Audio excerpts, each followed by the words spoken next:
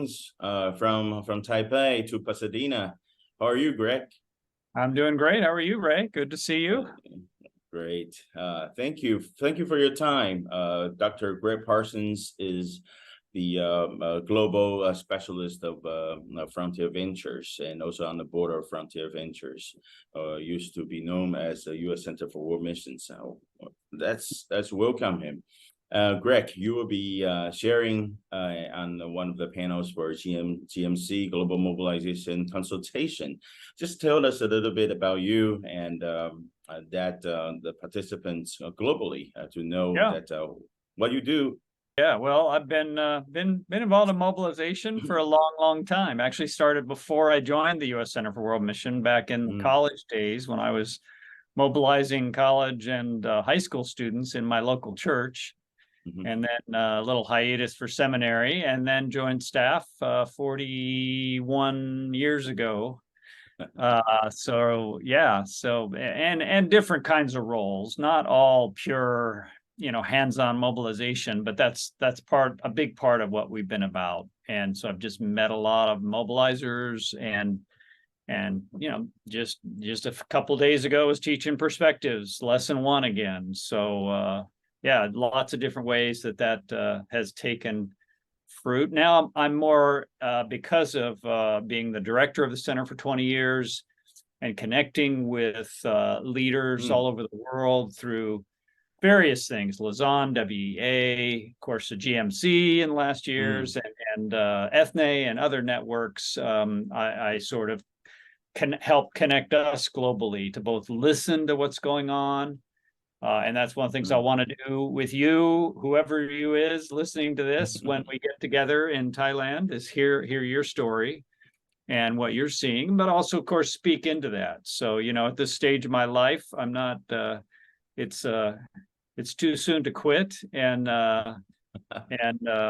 progress is good, but we also want to pass on the things we've learned. So that's a big part of what I do.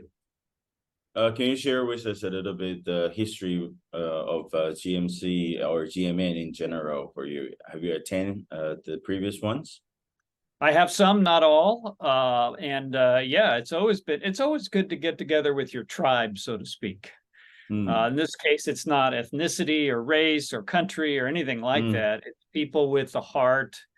In fact, I've been to so many events where especially some of the really big ones, where you kind of say, I wish we could kind of pause this event, everybody take perspectives, get up to speed on, things like Joshua Project and other stuff, and or William Carey Library books or William Carey Publisher books, and then start the conference again, because I think it would be more fruitful.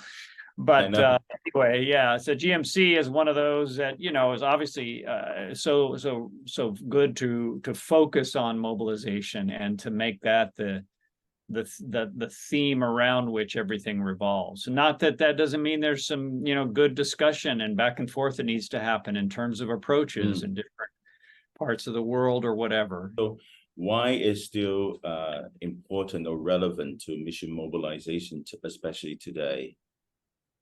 Well, I think it's the natural outflow of discipleship.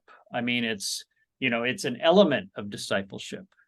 If you look at what we're doing, we're to be multiplying ourselves in the lives of other people. That happens in our families, it happens in our churches, it happens with people we meet on the street sometimes, or on a plane. And so that's of course the normal Christian life, right? I mean, everybody in your church would say, yeah, I should be doing that. Whether they are or not, it's a different question. Whether they do it well or not, it's a different question. So what all you do is you're adding not anything that the Bible doesn't add. We're adding what the Bible is focused on in terms of God's heart for the nations. In fact, I love it. Here's a great quote that I heard from the folks at Bible Project. They were talking about, I forget the theme at that point on their podcast, and Tim Mackey, the scholar, said that Genesis 12, 1 through 3 is the grand central station of the Bible. And so I thought, hey, is he taking perspective? I don't think he knows what it is. But anyway, that's why we do it. And so what are we doing? We're just multiplying disciples who have a heart for the world. In fact, we've often said, sorry to talk about perspectives a lot, but we've often said this is not a missions class.